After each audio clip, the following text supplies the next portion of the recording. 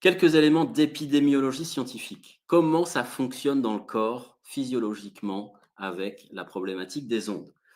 Aujourd'hui, on a quand même une bonne connaissance des mécanismes du stress et notamment du syndrome d'adaptation au stress. On sait que le vivant est, armé pour faire face au stress et je dirais qu'il est fait pour ça, en fait, et que la base même de l'évolution est de subir des stress, d'évoluer dans son milieu, et avec l'épigénétique, de se transformer pour être de plus en plus résistant à mesure, des générations.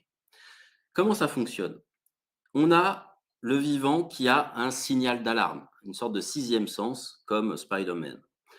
Ce signal d'alarme va permettre au système biologique de s'adapter. Et donc là, on est complètement dans la boucle adaptative du vivant, qui est une mécanique, une machinerie tellement bien faite et tellement puissante à ce niveau-là, incroyable. Toutefois, lorsque cette capacité d'adaptation est sursollicitée, eh bien en fait, on peut basculer dans une rupture de ce système parce que le terrain va être défaillant, il va y avoir de l'épuisement, etc. Et donc, on va avoir une rupture qui va mener en fait à la manifestation de symptômes. Lorsque ces ruptures se répètent trop fréquemment, on peut basculer dans de l'épuisement, c'est-à-dire qu'on n'a plus la vitalité pour revenir sur la boucle alarme, adaptation, et du coup, on boucle sur adaptation, rupture, épuisement, adaptation, rupture, épuisement. Et donc ça nous épuise.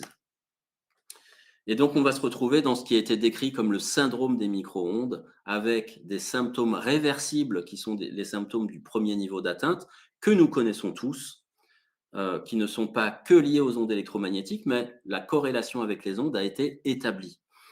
Et donc, on va retrouver les acouphènes, les troubles du sommeil, de la digestion, les troubles cardiovasculaires, tachycardie, arythmie cardiaque, inflammation, etc.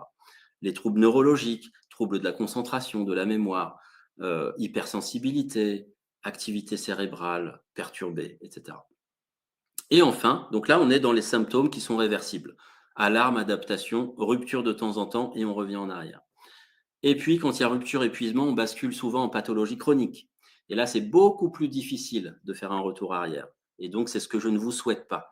La fibromyalgie, les TMS, les crampes dans les membres, tendinite, athérosclérose, les troubles anxio-dépressifs, l'épuisement professionnel, les allergies, l'asthme, etc. Et puis, dans les incapacités permanentes, Parkinson, sclérose en plaques, cancer, leucémie, etc.